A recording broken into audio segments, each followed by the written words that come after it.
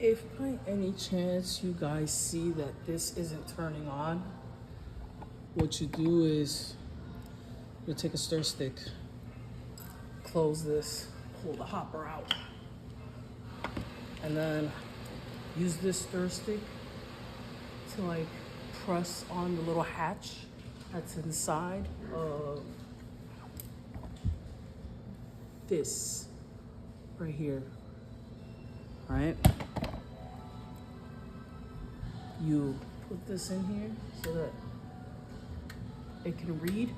Once you see that the screen turns on, right, you put the hopper back in there and it will read as if it is on. Hope that helps.